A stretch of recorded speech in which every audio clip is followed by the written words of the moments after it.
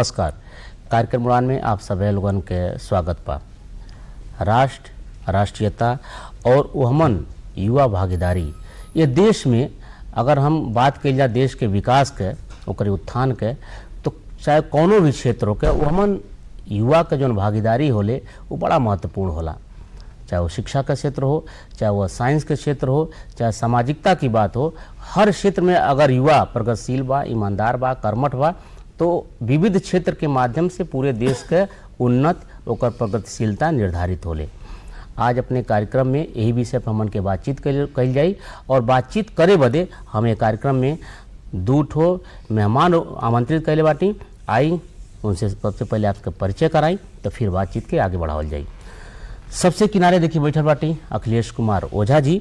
आप divisional warden बाटी CIBIL defence corps में और साथे साथे आप राष्ट्रपति पदक से सम्मानित हुई बाटी। आप पेशे से शिक्षक भी हैं। हमारे किनारे देखिए बैठल बाटी ब्रिजेश कुमार त्रिपाठी जी। आप शहर के वरिष्ठ संस्कृत कर्मी और सामाजिक कर्मी बाटी। शहर में तमाम जो सकारात्मक कार्य होला एमन के आपका महती भूमिका रहेले। आप दोनों लोगन के कार्यक्रम में बहुत बहुत स्वागत बा।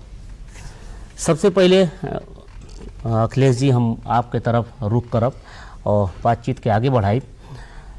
चूँकि आप पेशे से शिक्षक बाटी, अगर ये राष्ट्र के एक बगीचा के रूप में देखल जाए, एक बगिया के रूप में देखल जाए, तो एक शिक्षक है ये बगिया में, चूँकि वही के अंदर से वही के माध्यम से ये छोटे छोटे जो पौधा बाटे जो बाल रूप में वह आगे चल के एक वृक्ष का रूप लेना। तो एक शिक्षक के नज़रिए से अगर हम राष्ट्र के बात करी, एक परिकल्पना के बात करी, तो आप ओकर कैसे निर्धारण करीला? बच्चों में जितना अधिक से अधिक योग्यता का विकास होई उतना ही अधिक सभ्य नागरिक हम लोग परिष्कृत कर पाए जी। तो हम लोगों का ध्यान बेसिक शिक्षक के रूप में यही रहता है कि न सिर्फ किताबी ज्ञान दे बच्चों को, बल्कि उनको एक संस्कार युक्त किताबी ज्ञान और सामाजिक जीवन में यूज होने वाले जो संस्कार हैं उनसे भी उन सबको परिष्कृत किया जाए। जी जी। ताकि एक जो बच्चा विद्यालय में आता है वो न सिर्फ एक डिग्री लेके निकले, एक क्लास पासिंग की योग्यता लेके निकले, साथ में वह एक समाज में अपने काम आने वाले, अपने जीवन को आगे बढ़ाने वाले गुणों से भी युक्त हो, एक संस्कारवान विद्यार्थी होकर के विद्यालय से बाहर जाए। हम शिक्षक के भूमिका यही से रूप में देखिला। जी जी। अखिलेश जी का पूरा जो बिंदु बा जो आप इशारा कैली हैं कि भाई राष्ट्र के हमारे जो प्रश्न कि राष्ट्र का परिकल्पना आप कैसन करीला, कौन तरह का राष्ट्र, तो कुल मिला कर आपका इशारा है भी कि जैसन जनता रही, जैसन देश के व्यक्ति रही वही के अनुसार अपन देश रहे, राष्ट्र रही। ये प्रश्न हम ब्रिजेश जी आपसे भी हम रखल चाहे, क्योंकि आप सामाजिक कार्यकर्ता बाटी हैं और इस शहर में तमाम तरह के जो भी शहर के लिए लाभकारी बा वो गतिविधि पर आपके हम देखिला सक्रियता रहे ले। तो आपकी नज़र में एक राष्ट्र के अगर बात करी तो परिकल्पना करी, तो आप अपने नज़रिए से एक राष्ट्र के कैसे देखिला? देखिए दिवाकर भाई, अगर देश के बनावे के बाद, राष्ट्र के समृद्ध बनावे बा, राष्ट्रीयता युवाओं में भरे के बा, सबसे पहली बात तो घर से शुरुआत हुई। और घर से शुरुआत तब हुई जब हमारा लड़का स्वयं के प्रति जवाबदेह जिम्मेदार हुई। हम देखिए अक्सर लड़का पढ़े जाता, कक्षा 9 का लड़का विद्यार्थी बा, ओकर बसता ओकर माई दादा ढोवे न। अब हम आप आज के लगभग 20 साल पहले जब आप जाएंगे तो लड़का का पटरी, लड़का का बस्ता लड़का ढोवत रहल, सारा काम उस स्वयं करत रहल। आज गार्जियन लड़का के स्वावलंबी न बना के लड़का के बना देने परजीवी। अब जब स्व से जब वो लड़का तैयार ही नहीं है अपने कामों के लिए और पिता के प्रति, परिवार के प्रति, परिवार से समाज के प्रति, समाज से एक राष्ट्र के प्रति जवाबदेही जिम्मेदार बनावे खातिर जौन व्यवस्था बा ओमन निश्चित रूप से आमूलचूल परिवर्तन का जरूरत बा। विगत 20 सालन में, 25 सालन में शिक्षा के स्तर एक तरफ चली गई कि लड़का मशीन हो गई। लड़का शिक्षित तो होता, ज्ञानी नहीं होता। शिक्षा और ज्ञान में अंतर है। मस कागज छुयो नहीं, कलम गयो नहीं हाथ। कबीरदास जी कौने डिग्री से नेट और JRF PhD कैले रहना, जौन लिख देना काकर पाथर जोड़ के मस्जिद लियो चुनाए ता चढ़मुल्ला बाग दे क्या बहरा हुआ खुदा है। पाहन पूजे हर न मिले तो मैं पूजू पहाड़, घर की चकिया कोई न पूजे जिसका पीसा खाए।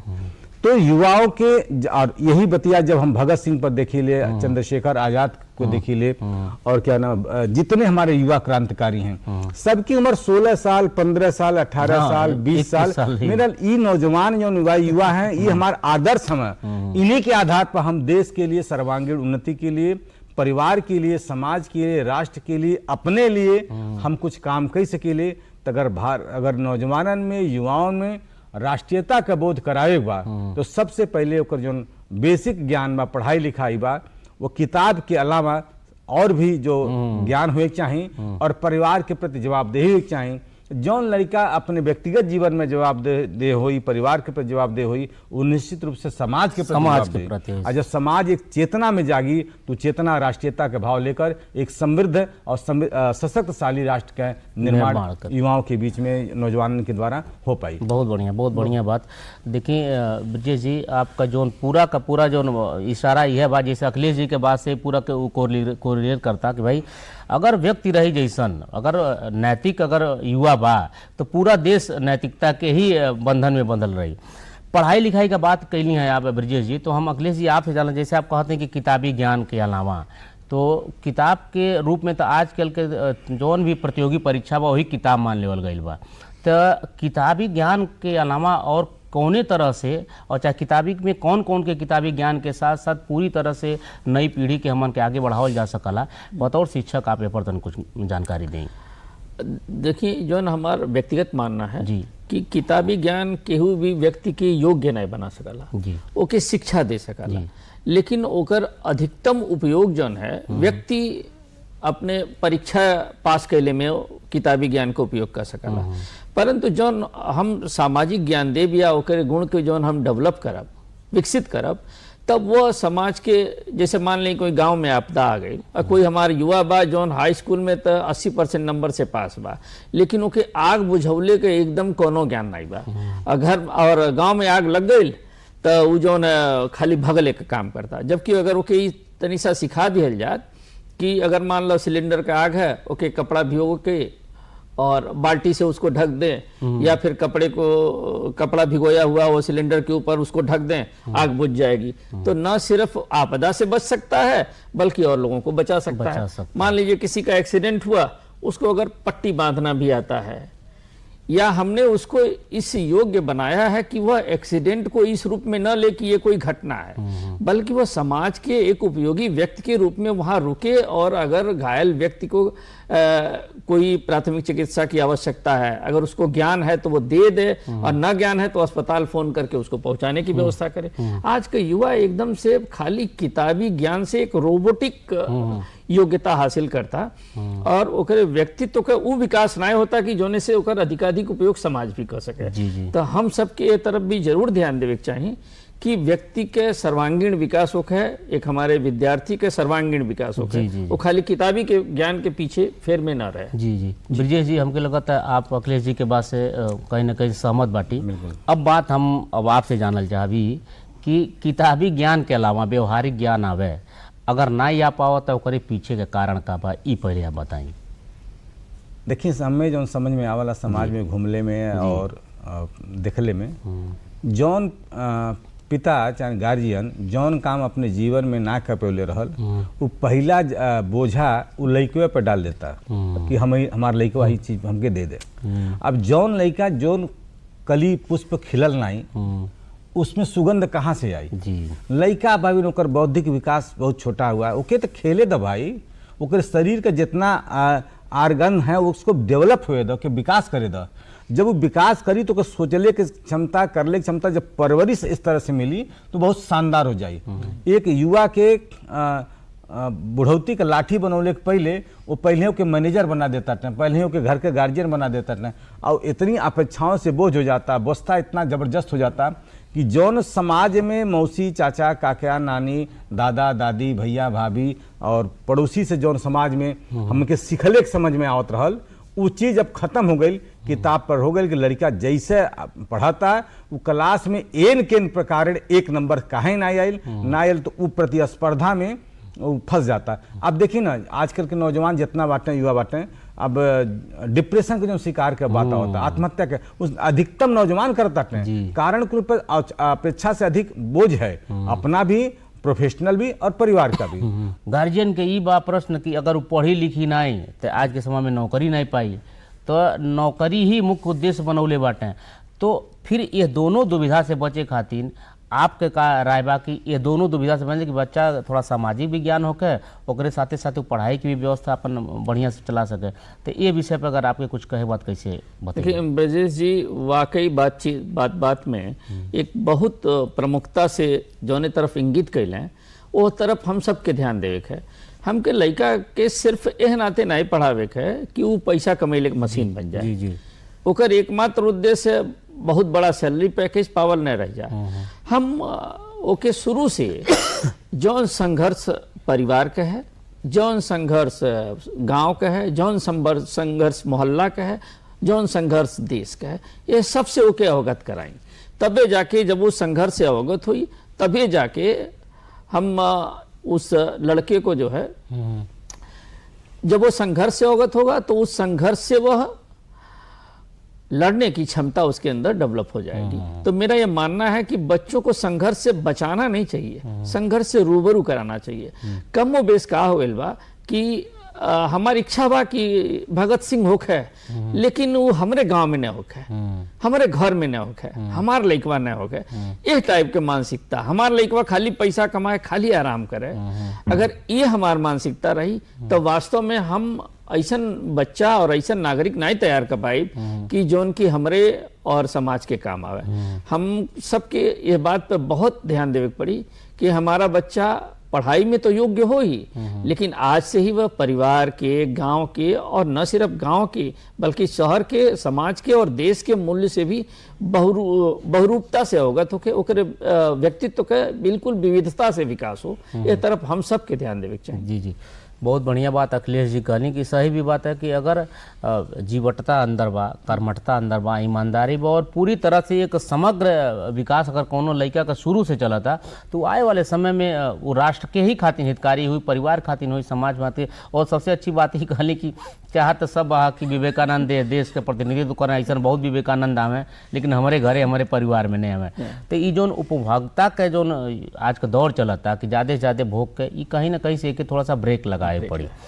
ब्रजेश जी, अगर उपभोग के ब्रेक लग जाता, ठीक है, ज़्यादा और केवल सामाजिक ही तौर पे अगर लड़का आगे केवल बढ़ाता तो बात होता कि बहुत सारे जो यूथ बाटे हैं वो राजनीति के नाम पे कि भाई हम नेता बनने के नाम पे एक सक्रियता बढ़ाता। तो हमके लगा कि एक हस्तक्षेप अगर हर क्षेत्र में लड़का अगर कहीं ना कहीं से ओकर योगदान बा, वो करत बा व्यवस्था के देश के, तो राजनीति में भी ओकर अगर सक्रिय योगदान रहे तो उसे भी देश के कहीं ना कहीं से जो स्थिति पर सुधार। तो अगर राजनीतिक रूप में अगर एक युवा के सहभागिता, सक्रियता के अगर देखा जाए तो लोकतंत्र में कितना योगदान हो सकला, तो आप कैसे कौन रूप में आप देखते हैं? देखिए, दुनिया का जो हमारा देश है, भारत है, दुनिया का सबसे बड़ा लोकतांत्रिक देश है। यहाँ पर आप किसान हैं, मजदूर हैं, पढ़े लिखे हैं, ये बात सब ठीक है, लेकिन सब एक संविधान के अंतर्गत सबको मताधिकार का अवसर मिलता है और सभी अपने नेता का चयन करते हैं। आज के समय में नौजवान युवा को राजनीति में सक्रिय भागीदारी निभानी ही चाहिए। और मेरा मानना है कि अगर कोई लड़का बहुत शानदार प्रोफेशनल डिग्री से पढ़ रहा है तो ये मान के चलनी कि वो देश का बढ़िया नेता हो सकाला। कारण कि हमारे देश में नेता का उपाधि केवल एक व्यक्ति के मिलल हल, जेकर नाम है नेताजी सुभाष चंद्र बोस। नेताजी सुभाष चंद्र बोस देश के आंदोलन में चल पड़ल। उनके पिताजी कहना कि नहीं तू के पढ़े बा, तो कहना ठीक बा, हम पिताजी आपका आज्ञा का पालन करते हैं। उन्होंने देश का सबसे पहली परीक्षा, सर्वोच्च परीक्षा ICS का पास करना और पास करने के बाद फिर देश के लिए चल पड़ना और आज़ाद हिंद फौज के गठन करना। तो हमार कहने का तात्पर्य ये बात कि हर नौजवान जो ये कार्यक्रम के देखत होके आपके इस कार्यक्रम के ओके इस बात से सबक लेवे के चाहिए, सीख लेवे के चाहिए कि हम पढ़ाई के साथ साथ देश के प्रति और देश में राजनीति में हमारी सक्रिय भूमिका होना चाहिए। हम स्वयं राजनीति करें, राजनीति में जब हम वोट देने जा रहे हैं तो अपने वैचारिक अधिष्ठान को पूर्ति करने वाले पार्टी को, चाहे उसके नेता को चुने। हम भीड़ का हिस्सा न बने, भीड़ को तंत्र के हिसाब से ले चलने की कोशिश करें। और नौजवान अगर इस तरह से काम करी तो हमके लगता है कि नौजवानन के राजनीति में भागीदारी का जो प्रतिशतता बा वो बढ़ी। और उसके जब नौजवान, सामान्यतः जो नौजवान होला ना, वो देश खातिर समाज के प्रति बहुत ईमानदार होला, क्योंकि ओकरे प्रति परिवार चलौले के कोनो हड़बड़ाहट चाहे कोनो बहुत प्रेशर नहीं, दबाव नहीं रहा। तो जब आदमी के दबाव नहीं रही, स्वयं फ्री माइंड रही और स्वतंत्र रही तो बढ़िया काम करी। तो नौजवान जब राजनीति में जाई और नौजवान द्वारा जब राजनीति के नेताओं का चयन हुई, पार्टी के चयन हुई, तो जो राजनीति हो मजबूत हुई, स्वच्छ राजनीति हुई और देश के उन्नति में उन नौजवानन के बहुत बड़ी भूमिका हुई। उनके अगर अपन आइकान माने चाहिए तो हमके लगा था कि नेताजी सुभाष चंद्र बोस के जे एक पढ़ल लिखल, एक सिविल परीक्षा पास कईल व्यक्ति रहने और देश के लिए वो काम मतलब इस देश में फिर से सुभाष चंद्र बोस, भगत सिंह, विवेकानंद के मतलब हम फिर से आए वाले भविष्य में हम देख पाए, उनका प्रतिनिधित्व करवा पाए। तो बहुत अच्छी बात है ब्रजेश जी कहली हैं। अखिलेश जी, पढ़ाई का जब बात होती है और राजनीति में सक्रियता की बात होती है, और ब्रजेश जी एक बहुत अच्छी बात ही कहली हैं कि अगर पढ़ल लिखल युवा अगर राजनीति में आवता, लोकतंत्र में अपन भागीदारी सुनिश्चित करता, तो वो बहुत अच्छे तरह से देश का सेवा कर सकेले। अब पढ़ाई लिखाई वाले बिंदु पर तो हम आपके आकर्षित कर चाहे, क्योंकि आप पेशे से शिक्षक बाटी। पढ़ाई के मतलब आप खाली तैयारी वाली पढ़ाई हो गई है, तो ज्ञान अगर लेवा देश की वर्तमान स्थिति का बा, एकरे पहले देश की स्थिति का रहा आए वाले समय में, इतना हम किताब के माध्यम से ही जान पाए।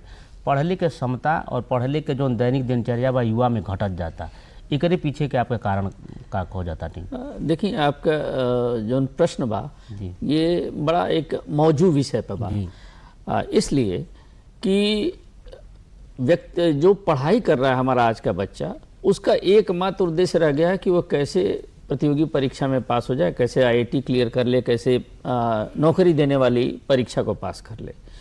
वास्तव में किसी भी देश का जो युवा है वह संसाधन है, ऊर्जा का केंद्र है। सबसे अधिक ऊर्जा कब होती है? युवावस्था में होती है।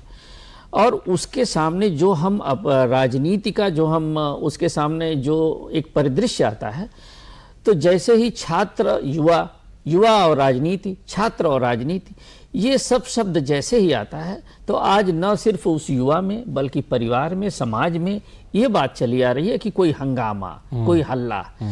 हम इस चीज को डेवलप ही नहीं कर पा रहे हैं कि हमारा जो युवा है वो राजनैतिक रूप से चैतन्य हो, उसको यह पता हो कि हमारे इस पार्टी का नेता अगर जीतेगा तो वह देश को इन विधाओं में आगे लेकर के जाएगा। आज का युवा का होता, अगर वो राजनीति जरा सा भी जाना था तो पहले होकर ध्यान चल जाता जातिवाद की ओर, दूसरे बार होकर ध्यान चल जाता धर्म की ओर, और तीसरे बार होकर जो है ध्यान जाता पैसा कमाने की ओर। जबकि राजनीति ये तीनों चीज के से बिल्कुल दूर होवे के चाहिए। राजनीति के उद्देश्य का होवे के चाहिए एक युवा के रूप में कि ओकरे अंदर समाज के वो नजदीक से देखे, समाज की आवश्यकता के वो महसूस करे, और वो महसूस कैले के साथ ही कैसे ओके उपयोगी बनावल जाए, कैसे ओके विकसित कल जाए, ओमे का सुधार कल जाए, कैसे योगदान दिया जाए। यह मुद्दे पर अगर वो राजनीति करे तो हमके लगत है कि समाज में युवा राजनीतिज्ञन का और समाजोपयोगी राजनीतिज्ञों की बड़ी आवश्यकता है। जी, तो ब्रजेश जी, अखिलेश जी के बात आपको समझ में आ गई कि का करे के चाहिए। अब का करे के चाहिए परिवार के लेवल पे, समाज के लेवल पे, सोसाइटी के लेवल पे और प्रशासन के लेवल पे, कहीं चाहे सरकार के लेवल पे, कौन कौन अपेक्षा आप करताटी एक अभिभावक के तौर पे, कहीं चाहे एक परिवार के मुखिया के तौर पे, कहीं चाहे एक सोसाइटी में रहे वाले नागरिक के तौर पे, कहीं आप कैसा अपेक्षा करताटी, कहाँ से सुधार के गुंजाइश कैसे होकर कि जौन अखिलेश जी कहनी वो बाती से हमन के आगे बढ़ पावल जाए? देखिए, अगर कोनो नौजवान के ये लगा था कि हमारे अंदर नेशनलिटी, राष्ट्रीयता से ओतप्रोत हमको बनना है और राजनीति से लेकर समाज की एक सुदृढ़ संरचना तय करना है, तो सबसे पहले तो उसका जो खान पान, वेशभूषा, रहन सहन है, उसका किसी दूसरे के द्वारा न बता के अपने स्व केंद्रित, अपने सेल्फ, जैसे पहले कोनो फार्म भरात रहल तो लोग कहता ना कि फोटो अटेस्ट करा के लेके आओ, और अब जौन होला कि स्व प्रमाणित। स्वप्रमाणित। तो स्वप्रमाणित स्वर नियम बनाया हुआ से आदमी के एक तो स्वावलंबी टाइप का और खान पान वेशभूषा होना चाहिए। और जब वो कोनो आदमी अगर नियम कानून से रही कोनो नौजवान, तो निश्चित रूप से परिवार के प्रति भी जवाबदेह हुई। शिक्षा के जितना ओकर पाठ्यक्रम बा, पाठ्यक्रम के जरूर पढ़े। पाठ्यक्रम के अलावा जौन घरेलू विषय है, नात बात, घर परिवार, खेती बाड़ी, पिता के कोनो बिजनेस है तो वो, कई पिता माता किसी स्वास्थ्य में कहीं किसी तरह से हैं, तो उस पर परिवार को भी समाज पे देखे। और आस पास पड़ोस में जो कोनो भी सामाजिक सांस्कृतिक गतिविधि होता, ओहमन में भाग दे। ये मान के चली कि जीवन में 24 घंटा हर आदमी के मिलला, चाहे वो देश का सर्वोच्च वैज्ञानिक हो, शिखर पुरुष हो, या सामान्य आदमी, सबके 24 मिलला। और 24 घंटा में 8-8 घंटा का आप सुनत हो शिफ्ट मिले कहीं नौकरी कर, 3 शिफ्ट अपनावे वो, 8 दूनी 16, 8 3 24, 8 घंटा अपने प्रोफेशन के लिए। हम छात्र हैं तो छात्र वाला 8 वाला गाना, 8 घंटा सोशल लाइफ के लिए, समाजी जीवन में। समाजी जीवन में हमारा परिवार और नात बात, रिश्तेदारी, सारी चीज़ें हो गई। और 8 घंटा पर्सनल लाइफ, मेरी व्यक्तिगत जीवन है, मेरे अंदर कैसे सर्वांगीण विकास हो, सर्वांगीण उन्नति हो, शिक्षा के क्षेत्र में, ज्ञान के क्षेत्र में, और जो भी कला हमारे जीवन में रंग भरते हैं जीवन में, वो सारी विधा 8 घंटा हमारे अपने जीवन करतीन। 8 घंटा हम छात्र हैं तकरे करतीन, पढ़े करतीन। 8 घंटा ही समाजी जीवन, माता पिता, नात बात, ही दोस्त, सारा गतिविधि। अगर ए तरह से जीवन के वो अपने बांटे 24 घंटा में और काम करे, तो हमारा दृढ़ विश्वास है कि वो नौजवान अपने जीवन में नहीं, परिवार के जीवन में नहीं, वो समाज का एक आइकान बन के उतरी। जैसे नेताजी सुभाष चंद्र बोस, सरदार भगत सिंह, पंडित राम प्रसाद बिस्मिल, स्वामी विवेकानंद, महर्षि दयानंद सरस्वती, राजा राम मोहन, जिन्होंने समाज के सुधारने में बहुत बड़ा अपने देश का पहचान बा। और हमन के अगर बटलस ही काम हो सकला। अखिलेश जी, ब्रिजेश जी, तो जोन युवा के जिम्मेदारी बा और कैसे उनका निर्माण हो सकला, ओकरे बारे में थोड़ा 1 मिनट के अंदर हम आपका सुझाव एमन लेवल चाहे कि अब गार्जियन का कार रोल होए कि चाहिए। देखिए, आपने जो प्रश्न पूछा बहुत ही उपयोगी प्रश्न है, क्योंकि यदि गार्जियन बच्चे को शुरू से यही बताएगा कि उसको एक करियर बनाना है और पैसा कमाना है, तो वह निश्चित रूप से केवल किताब की पढ़ाई करेगा। लेकिन आप एक बात जान लीजिए कि केवल किताब की पढ़ाई कर लेने से या प्रतियोगी परीक्षा की तैयारी कर लेने से व्यक्ति का विकास नहीं होता है। न ही उसकी जो शरीर की खुराक से ही जो है, उसको मान लीजिए किताब का ज्ञान मिल गया, फिर भी उसको मनोरंजन चाहिए। और समाज से आपने उस व्यक्ति को काट रखा है, तो क्या करेगा? वो अपना मनोरंजन मोबाइल में ढूंढ रहा है, टीवी में ढूंढ रहा है, जो कि कमोबेश उसको केवल और केवल पथभ्रष्ट कर रहे हैं, या उसको जो सही मार्ग है वो मार्ग नहीं दिखा पा रहे हैं। तो एक गार्जियन को क्या चाहिए, मैं बार बार कहता हूं कि सामाजिक सरोकार, परिवार के मूल्य और पढ़ाई, इन तीनों से बच्चों को बचपन से ही अवगत कराए। बाबू का ध्यान खाली किताबी में न रहे, केवल पढ़ले में न रहे, बाबू तू खाली पढ़ो, ये सबसे वर्स्ट संस्कार है। हमें क्या मानिला, ये सबसे खराब संस्कार है कि अगर कोनो गार्जियन नहीं कहता बाबू तू खाली पढ़ो बाकी सब हमको नहीं। उस बच्चे को सब आना चाहिए, उसको पढ़ाई भी आना चाहिए, उसको सब्जी खरीदना भी आना चाहिए, उसको व्यापार भी आना चाहिए, और उसके अंदर घर के बुजुर्गों की देखभाल, माता पिता की देखभाल, इवन पड़ोसी के भी देखभाल में अपना योगदान देने का जो स्वभावगत विशेषता है, वह बचपन से, युवा पीढ़ी से ही ये डेवलप करना गार्जियन का काम है। अब मुझे लगता है कि ये काम करना ही चाहिए। बहुत बढ़िया अखिलेश जी, सही बात है। पूरी बातचीत हमन के जो निकल के आई, हमन कुल मिला जुला के बात है कि जिम्मेदारी और उत्तरदायित्व के बात ही बात। हर व्यक्ति, चाहे गार्जियन होकर, चाहे आज के युवा होकर, ओके अपन उत्तरदायित्व के थोड़ा सा भनक होए के चाहिए कि हमके का करे बा, तब देश के और राष्ट्र के विकास में हमन के योगदान दे पाओ जाए। आप लोग हमारे कार्यक्रम में आईली, इतना बढ़िया सुझाव दिली, बातचीत में रंग भरली। कार्यक्रम में आए बदे बहुत बहुत धन्यवाद।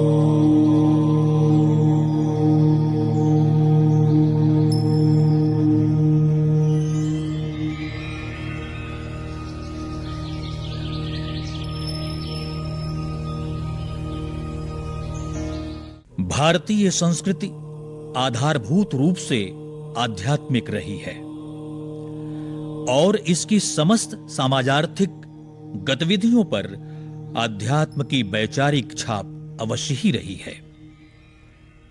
अतः भारतीय जीवन शैली वैचारिकता, वैज्ञानिकता और अर्थव्यवस्था के विकास पर सनातनी परंपराओं का गहरा प्रभाव देखा जा सकता है। संपूर्ण भारतीय वाङ्मय इसका प्रमाण